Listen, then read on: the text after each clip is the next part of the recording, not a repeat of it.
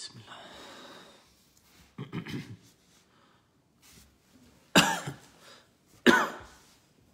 Bismillah, assalamu alaikum wa rahmatullah. Bonsoir à toutes et à tous. J'attends qu'il puisse y avoir au moins quelques personnes. Très bien. Hop. Excusez-moi. Si vous pouvez me confirmer que le son et l'image, voilà, si vous pouvez me confirmer que c'est correct. Allez, c'est parti, bismillah. Bonsoir à toutes et à tous. Assalamu alaikum wa rahmatullah. Alors, comme vous avez pu l'apprendre, excusez-moi juste, j'enlève les commentaires pour pas être dissipé. Bon. Comme vous avez pu l'entendre, en tout cas par le Conseil des ministres, l'association Baraka City, elle a été dissoute. L'ensemble des recours, en tout cas, on a saisi le Conseil d'État par le biais d'avocats. Et on va entamer tous les recours nécessaires pour pouvoir essayer on va dire, je vais pas dire sauver cette association parce que quoi qu'il en soit, elle existe dans d'autres pays. C'est très important en tout cas de le savoir. C'est que l'organisation humanitaire Baraka City, elle est dissoute en France, mais elle n'est pas dissoute dans le monde. Elle existe dans d'autres pays, et donc l'organisation humanitaire Baraka City, elle continue d'exister, et au moment où je vous parle, elle continue en tout cas d'apporter des aides dans la limite, en tout cas, de ce qui nous est possible, puisqu'à l'heure d'aujourd'hui, vous ne pouvez plus faire de dons pour l'association Baraka City. C'est ce qu'on a décidé de faire, en tout cas de stopper les dons, pour éviter qu'en tout cas, le procureur de Paris puisse caractériser le fait que on est dans une reconstitution et parce que je risque 3 ans de prison. En tout cas, c'est ce que les avocats nous ont expliqué. Il y a juste un point sur lequel je voudrais revenir parce qu'en fait, il y a des autres vidéos, en tout cas, Inch'Allah, qui vont suivre. Des vidéos où, en fait, on va se défendre. Des vidéos où on va se défendre, on va expliquer, en tout cas, réellement ce qui s'est passé et la dissolution, comment elle s'est passée. Parce que il est important que je vous le dise et s'il vous plaît, ce que je vais vous dire, je vous demanderai vraiment de le partager, en tout cas, à tout le monde ou à un maximum de personnes. L'organisation humanitaire Baraka City, elle existe encore. Faut pas penser que c'est pas... La France a décidé de dissoudre en France, mais la France n'a pas le pouvoir de la dissoudre à l'international. L'organisation humanitaire Baraka City, elle œuvre dans 26 pays. Donc simultanément, d'un claquement de doigts, le gouvernement français ou même le président Emmanuel Macron ne peut pas stopper des aides humanitaires. Donc on continue et on continuera. L'ensemble des donateurs et des personnes qui nous suivent doivent comprendre que pour l'intérêt des bénéficiaires, on continue et on continuera et que c'est pas un combat qui est dans une lutte qui est dans une sorte de... On voudrait se mettre excusez-moi, je bafouille. Dans une forme de surenchère, on va dire oui, voilà, on veut entamer une sorte de bras de fer avec le gouvernement. On n'a pas le choix. On est obligé de continuer pour les bénéficiaires. On continuera quoi qu'il en soit et quoi qu'il advienne et malgré toutes les pressions qui arriveront par la suite. Parce que les pressions, pour vous dire, entre guillemets, dès demain encore, je viens d'apprendre que je suis convoqué par le commissariat. Donc en fait, toutes les semaines, j'ai une convocation au commissariat. C'est assez compliqué parce que comme vous le savez, je vais pas revenir sur le pourquoi, du comment, ce qui est vrai, ce qui est faux, puisqu'en fait la procédure en soi est caduque. Je vais vous expliquer et je vous demanderai si vous pouvez prendre ce petit passage et ensuite le partager pour que les gens soient vraiment conscients, ça serait une bonne chose. Baraka City, le gouvernement français ou du moins les autorités, le parquet d'Evry, le parquet de Paris a enquêté sur Baraka City depuis 2014. Depuis 2014, avec les premières transactions qui ont été faites, depuis 2014, il n'y a rien qui a été trouvé. La première perquisition, elle était en 2014. On a eu une deuxième perquisition en 2015. Là, c'était à la suite d'une enquête administrative.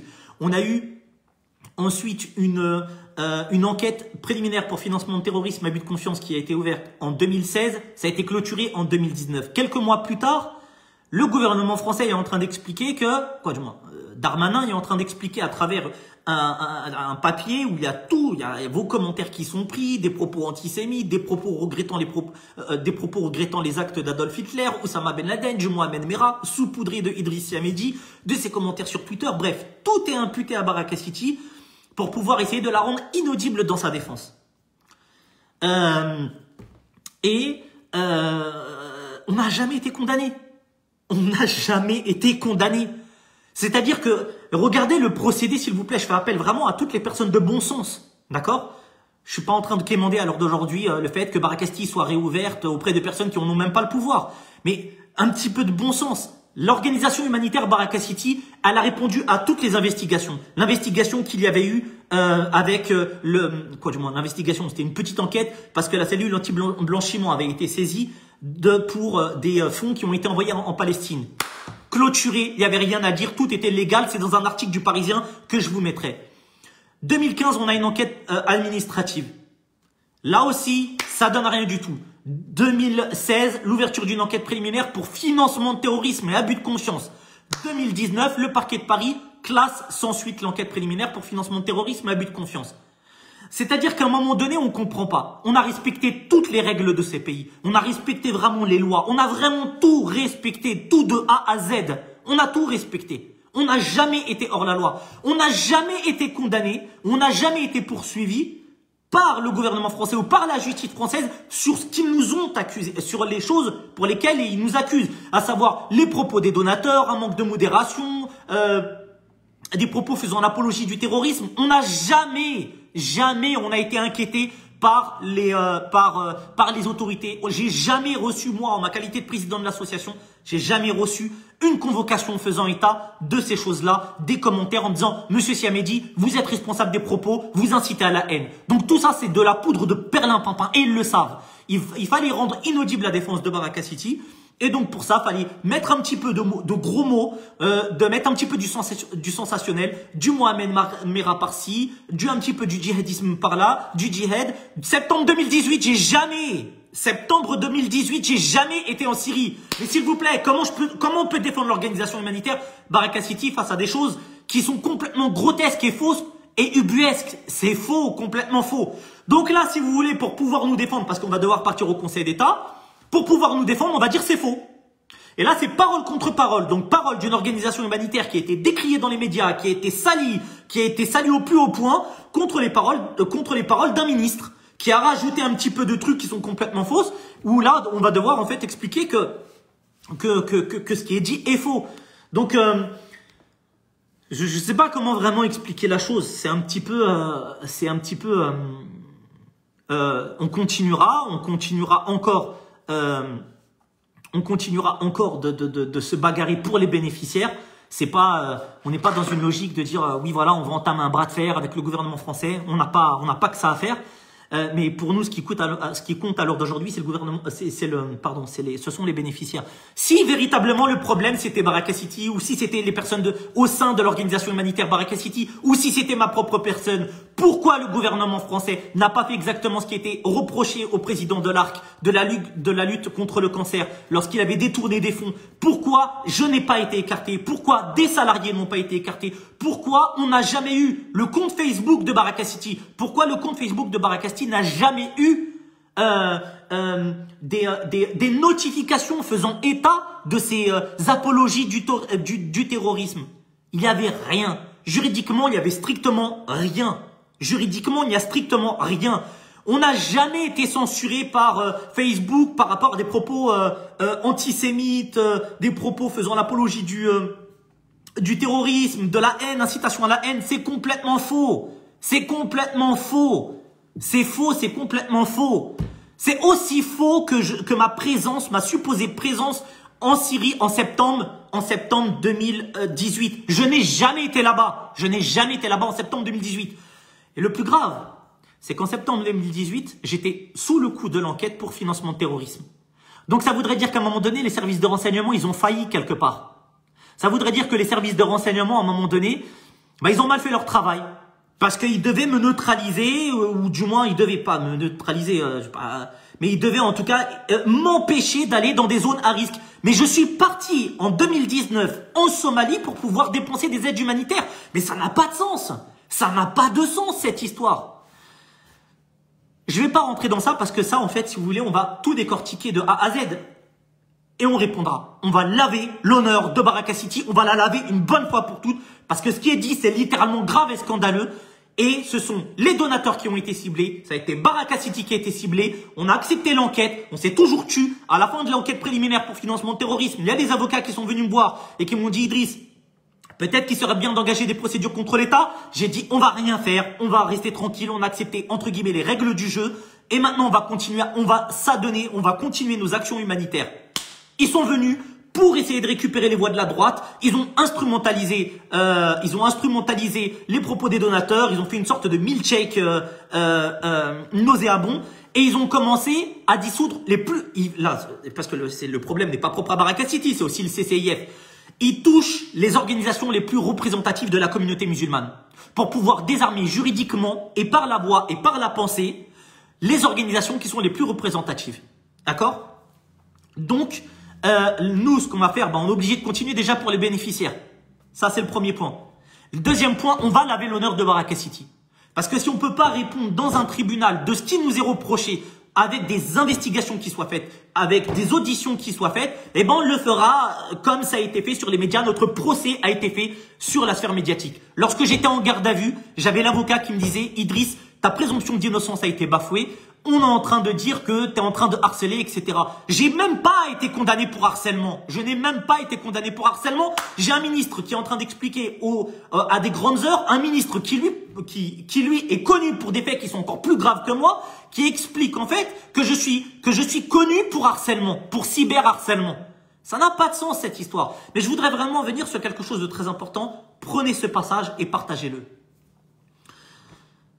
Ils ont lancé la raid contre moi il y a contre ma personne il y a 2 semaines. Ok? J'ai subi des auditions, des gardes à vue, des comment dirais-je, des auditions, des convocations. Je suis encore convoqué après-demain au commissariat pour encore une autre histoire de caméra, de je sais pas quoi, encore avec Baraka City.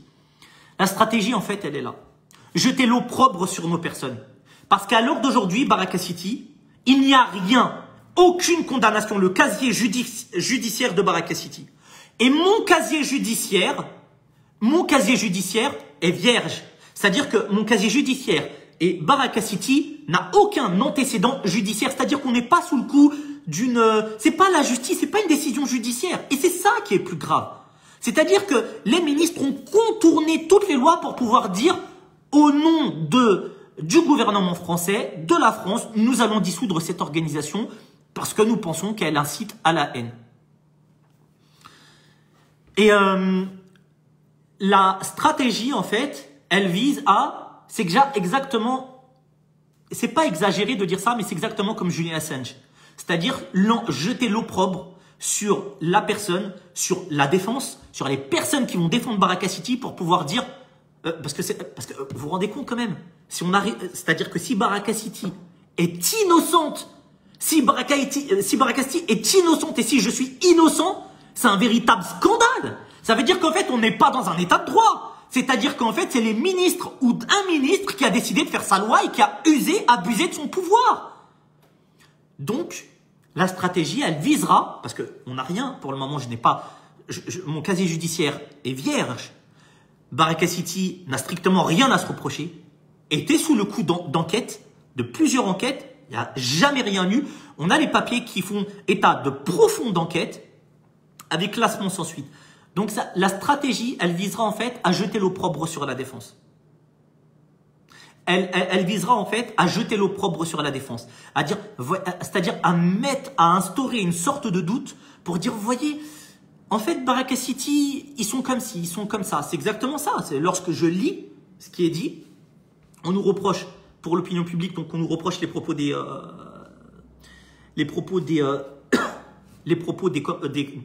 commentaires, des donateurs. Donc apparemment, il y a 2 donateurs qui apparemment auraient commis des actes terroristes.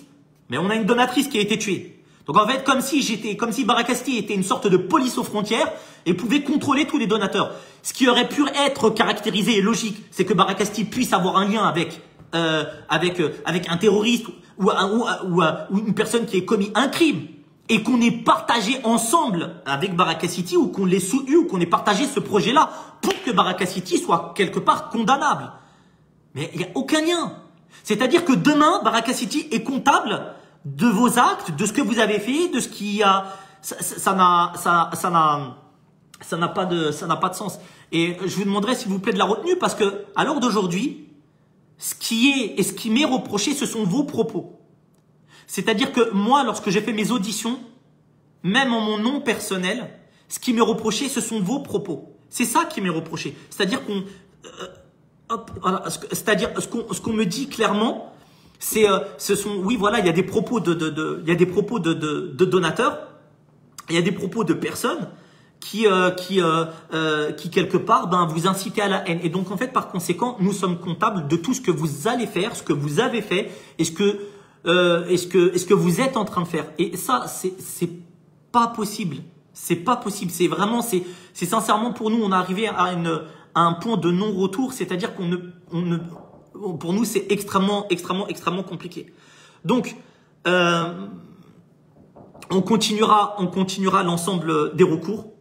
On continuera l'ensemble des recours. On continuera l'ensemble de tous les recours qu'il y a à faire, hein, pour pouvoir essayer de blanchir cette organisation qui a été salie médiatiquement depuis déjà 2013. Et il y a quelque chose que je voudrais dire. Il y a beaucoup de choses qui ont été dites, mais Baraka City, Baraka City et moi-même avons porté plainte contre Paris Match, contre Le Figaro, contre des personnes. Ça fait 6 ans qu'on a déposé plainte. 6 ans. Moi, ça fait 6 ans que j'ai déposé plainte. 6 ans. Ça fait 6 ans que j'ai déposé plainte. J'ai jamais été auditionné pour une plainte déposée. Pour une plainte. Ça fait 6 ans que j'attends. 6 ans. Il y a quelques semaines, j'ai 2 personnes qui ont déposé plainte. J'ai eu le raid. Et j'ai eu le raid qui est venu chez moi. J'ai le raid intervient pour hyper cachère, pour des trucs graves, pour des faits de terrorisme, pour des prises d'otages ou des trucs comme ça. J'ai le raid qui est venu chez moi et j'ai eu des auditions, j'ai eu des gardes à vue qui ont été faites et j'ai été déféré 2 fois avec des contrôles judiciaires. Et là, l'une des obligations que j'ai parmi les contrôles judiciaires, j'ai pas communiqué dessus. Accrochez-vous, je dois pointer 1 fois par semaine au commissariat. 1 fois par semaine, je dois pointer au commissariat, sachant qu'ils savent très bien que je vais pas fuir le procès. J'entends véritablement, quoi, du moins, le procès, je vais voir du moins comment ça va se passer. Mais c'est une volonté, si vous voulez, d'assaillir psychologiquement. Moi, maintenant, ce que j'ai à dire, en tout cas pour les donateurs et pour les partisans de Baraka City, c'est que on ne peut pas s'arrêter là, c'est le début de l'histoire. C'est le début de l'histoire, on ne peut pas s'arrêter là. On ne peut pas s'arrêter là parce que derrière, il y a des Rohingyas. On ne peut pas s'arrêter là parce que derrière, il y a des bénéficiaires. On ne peut pas s'arrêter là parce que dans le blanc des yeux, on a vu des pauvres. On ne peut pas s'arrêter là parce qu'on continue de distribuer l'eau et on doit continuer de distribuer de l'eau parce qu'on a acheté des camions forage. On ne peut pas s'arrêter là parce qu'il y a des personnes qui souffrent dans le monde et qui n'ont sûrement pas d'autre voie pour pouvoir faire entendre le massacre et les misères qu'ils sont en train de subir, notamment en Birmanie ou encore en Bangladesh ou encore en Inde ou encore en Centrafrique, là où on a dénoncé les massacres ou l'exode des musulmans qui étaient en train de se faire massacrer parce qu'ils sont musulmans. On est obligé de continuer, on n'a pas d'autre choix. Donc, entre guillemets, je ne vais pas dire je respecte la décision. On montre encore, et vous en êtes tous témoins, on montre que on va pas être hors la loi. On continue pas nos activités comme si de rien n'était. Ok. En France, on existe à l'international. On continuera et on continue d'opérer à l'international, Inch'Allah. Mais en tout cas, on entend vraiment, véritablement, on entend vraiment laver notre honneur. Et on sait que oui, forcément, il faudra salir à la défense. Il y aura tout un tas de choses sûrement qui vont être dites. Je ne sais pas ce qu'ils peuvent inventer, parce que vu qu'ils ont inventé des mensonges, ils ont inventé, imaginez, comment dire que je n'ai jamais été en Syrie en septembre 2018, c'est parole contre parole. Donc si ça c'est dit, demain on peut dire que j'ai violé, je sais pas moi, que j'ai violé une fille, que j'ai violé une femme, que j'ai kidnappé je ne sais qui. Ils peuvent tout inventer. Ils peuvent tout inventer. Et c'est parole contre parole. C'est parole contre parole. Donc votre soutien, il est très important. Votre soutien, il est extrêmement important. Non pas seulement pour nous, parce que sincèrement, on est plus inquiet. En tout cas, moi et l'équipe Baraka City, on est inquiet pour l'avenir des musulmans en France. Parce que si ce traitement, il est fait, regardez bien ce qui a été fait. C'est que l'organisation humanitaire Baraka City, elle a été étranglée sous les yeux de tous les musulmans. Pour faire quoi? Pour montrer en fait. Pour montrer, pour faire passer un message fort à l'ensemble des acteurs de la communauté musulmane. À l'ensemble des musulmans que si vous avez une objection, un message, ou si vous êtes des opposants, si vous voulez vous improviser opposant à nos textes de loi sur le séparatisme et tout ce qu'on va faire, on va vous tuer comme on a tué Baraka City. Voilà, c'est ça le message. Le message qu'ils essayent de faire passer, c'est ça. Donc voilà, nous on va continuer, en tout cas, parce qu'on est obligé de se défendre. On nous a pas donné la parole, on nous prive de parole. Les gens peuvent s'expliquer dans des plateaux TV, les gens peuvent parler sur des plateaux TV en bafouant notre présomption d'innocence. On est obligé à un moment donné de se défendre et de dire à tout le monde, non, c'est complètement faux ce qui a été dit, c'est faux. La dissolution est politique, elle n'est pas judiciaire. Vous savez que la dissolution, elle a été faite sur Twitter. La dissolution, elle n'a même pas été faite, c'est-à-dire en suivant les procédures. C'est-à-dire que c'est Gérard Darmanin qui a annoncé la dissolution de Baraka City sur Twitter. Il l'a tweeté. Il l'a tweeté. On n'a même pas reçu le courrier, il l'avait tweeté. J'ai dissous Baraka City. Un état de droit n'agit pas comme ça. Un état de droit n'agit pas comme ça. Au moins qu'on nous laisse répondre des chefs d'inculpation, ou du moins ce qui est dit. Des trucs qu'on conteste fermement.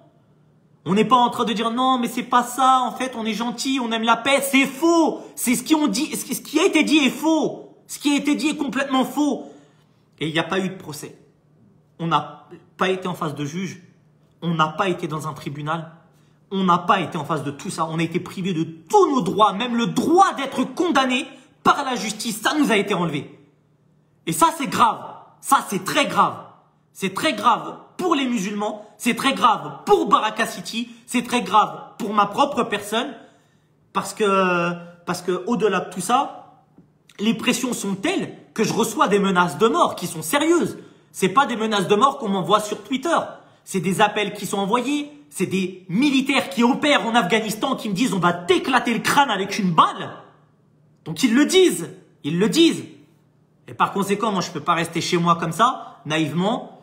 À attendre de mettre comme ça ma famille comme ça en danger. Donc pour vous dire, je vis entre guillemets dans une forme de clandestinité. Je vis pas, en tout cas pour ma part, je ne peux pas vivre normalement. Et ça c'est grave, parce que si moi ça me touche, ok, mais ça peut vous toucher vous demain. Les notes blanches qui ont été faites sur Baraka City ou sur moi-même, ça peut vous toucher vous demain. Réfléchissez, c'est comme ça qu'il faut réfléchir. Se dire, mais ce qui est en train de se passer là sur Baraka City ou sur moi-même, ça peut se passer sur moi demain. Demain, on peut dire des choses graves me concernant. Demain, les services de renseignement peuvent écouter mon téléphone et ils peuvent dire, il a eu tel contact, on va lui fabriquer un dossier et au moment voulu, on va le charger. C'est grave. C'est grave pour les libertés individuelles, c'est grave pour vous, c'est grave pour les musulmans, c'est grave pour les personnes innocentes. C'est qu'il y a eu une instrumentalisation, non pas de la justice, si on pouvait seulement y répondre ou aller dans un tribunal pour pouvoir répondre de nos actes. Mais c'est qu'il y a eu une instrumentalisation politique et des personnes qui ont usé de voix médiatiques pour pouvoir dire Idriss est le diable absolu et Baraka City est une organisation qui fait la promotion de la haine, du djihad, du terrorisme, de Mohamed Merah, d'Adolf Hitler, qui n'aime pas les francs-maçons, une organisation qui n'aime pas les francs-maçons, une organisation qui n'aime pas les francs, une organisation qui n'aime pas les francs-maçons, une organisation qui a des propos défavorables à l'égard d'Israël, défavorables à l'égard de l'Arabie Saoudite. Mais ça veut dire que, ok, Baraka City, si vous acceptez que Baraka City s'efface, ça veut dire que demain, vous ne pouvez plus, vous pensez comme vous voulez. Si demain vous dites, je suis contre la politique d'Israël et les bombardements, lorsque Israël bombarde la Palestine au phosphore blanc, vous allez avoir des propos qui pourraient être considérés comme étant antisémites. Et ça, c'est grave. Lorsque vous dénoncez un régime qui tue des journalistes, qui les découpe en morceaux dans des consulats,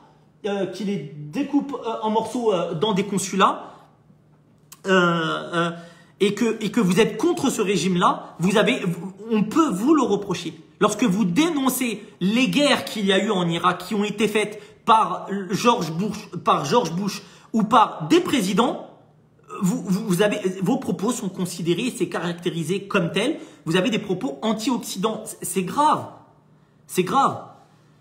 Donc, il en est de la liberté de conscience. Il en est de la liberté de penser. Il en est de toutes les libertés. De la liberté d'association. De la liberté des associations. C'est-à-dire que les associations, à l'heure d'aujourd'hui, elles ne peuvent. Ça voudrait dire que les associations humanitaires et de défense des droits humains ou les prochaines associations, c'est-à-dire elles vont être réduites à quoi? Elles vont être réduites au silence. Elles vont être réduites en fait à ne plus parler de sujets qui sont politiques. C'est-à-dire qu'en fait, on nous demande, on parle de l'islam, on fait de la politique sur l'islam, on nous demande de ne pas parler au risque d'avoir un islam qui est politique. Mais ça n'a pas de sens. En fait, on nous demande d'accepter tout cet acharnement et au risque d'avoir en fait de représenter un islam politique. Et bien sûr que lorsqu'on nous attaque et qu'on demande juste à être libre de penser par nous-mêmes, bien sûr que c'est une revendication. Et pour eux, du moins pour les autorités, ou du moins pour Emmanuel Macron, c'est une revendication entre guillemets c'est un islam politique. C'est grave. Écoutez, je vais m'arrêter là. Je vous demande juste une chose qui est extrêmement importante, vraiment, s'il vous plaît, je vous le demande. Je vous demande en tout cas de faire, même si c'est très compliqué. Parce que c'est injuste, c'est très injuste. Je vous demande en tout cas de faire preuve d'une très grande retenue, parce qu'ils attendent là, du moins Emmanuel Macron, Darmanin attendent la moindre faute, le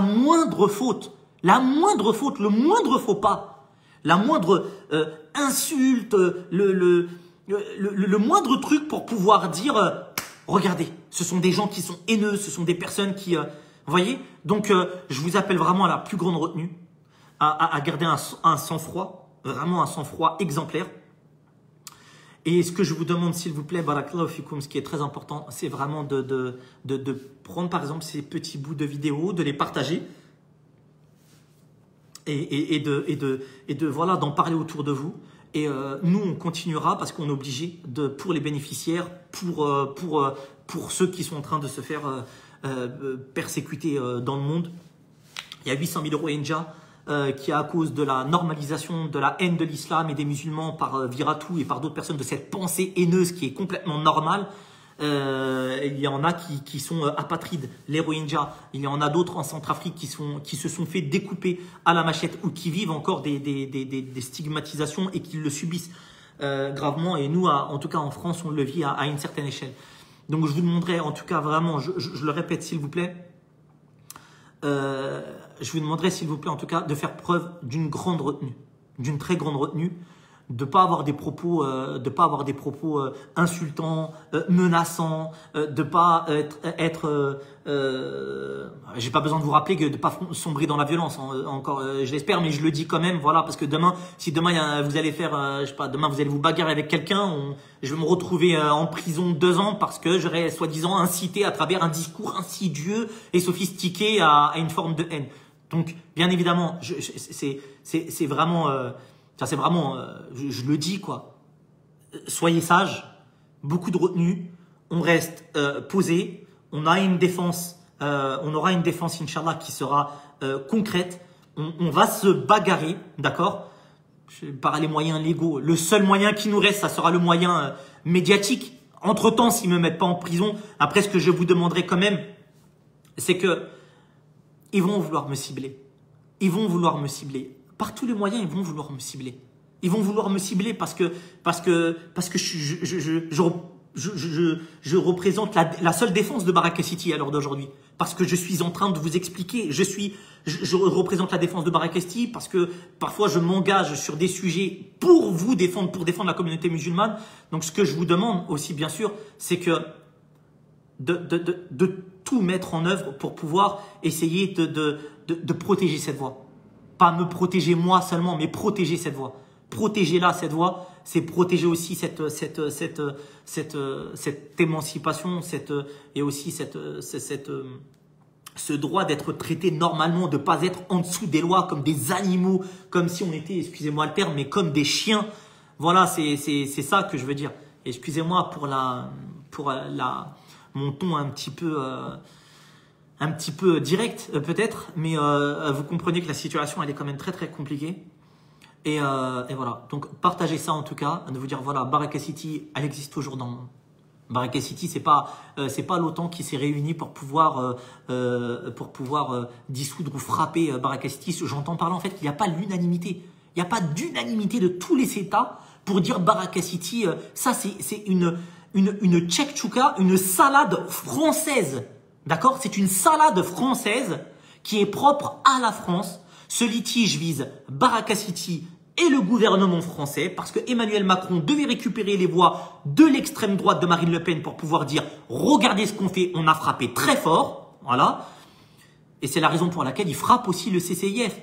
Le CCIF est une composante de juridiques, d'avocats, de personnes qui sont expérimentées, qui respectent les lois, qui saisissent les tribunaux pour pouvoir dire « Regardez, tel musulman a été maltraité, etc. » Et à l'heure d'aujourd'hui, on étrangle ces associations-là, des associations qui vous représentent, des associations qui vous ont représenté. Donc, votre soutien... votre soutien, en tout cas, il est le plus absolu. Il est le plus important. Et voilà. Donc voilà, écoutez, Barakallahu fikoum. Et je le répète encore, un dernier message très important. Donnez pas le bâton pour qu'on puisse se faire battre. Ne commencez pas à appeler à balancer voilà, des sortes de gros mots ou des choses comme ça, etc. Hein, d'accord? Ou à tenir des propos menaçants, même si sur internet c'est très très compliqué. Il y a des gens là, je vois qui parlent, qui tweetent et que parfois on a envie de répondre parce que c'est injuste, etc. Sombrez pas dans ça, soyez intelligent, faites preuve de retenue, parfois prenez un petit peu de recul, etc. Et voilà, faut être plus intelligent et ne pas en fait tomber dans le piège. Dans ce piège-là, c'est-à-dire le piège de voilà, on est devenu violent, on est devenu méchant, on est devenu aigri, etc. Faut vraiment pas tomber dans ça. C'est très difficile de ne pas avoir des coups de colère sur Internet en écrivant c'est injuste ce que ce gouvernement nous fait et tout, etc., etc. Mais je vous appelle quand même, en tout cas, à la plus grande des prudences. Et voilà, en tout cas, ça, je l'ai dit. Si demain on me dit incitation à la haine, prenez ce passage de vidéo et puis voilà, balancez-le parce que voilà. Bon, écoutez, je vous remercie. On reste courageux, on reste digne et on reste engagé. On reste engagé parce qu'on n'a pas le choix. Et je le redis et je termine sur ça si vous me permettez. On reste engagé, on reste digne parce que la question n'est pas propre à Baraka City ou au CCIF, elle est propre à l'avenir des musulmans de France, elle est propre aux musulmans, elle est propre aux musulmans qui se trouvent en Birmanie, au Bangladesh, en Palestine, en Centrafrique, à ces minorités-là qui à l'heure d'aujourd'hui ne sont pas défendues ou représentées par des organisations humanitaires et de défense des droits humains. Et je vous remercie. Et concernant tout le reste, vous inquiétez pas, Inch'Allah, on continuera. Je peux pas vous en dire plus, mais on essaie d'utiliser tous les moyens légaux. Comprenez juste une chose, on restera pas là. On continuera encore de se battre et non pas seulement pour seulement les bénéficiaires, mais aussi pour que notre honneur soit lavé parce que c'est trop grave. Ce qui est dit et ce qui a été dit nous concernant, c'est trop grave. Allez, je vous remercie. Barakallahu fikoum. Bonsoir. Salam alaikum wa rahmatullah.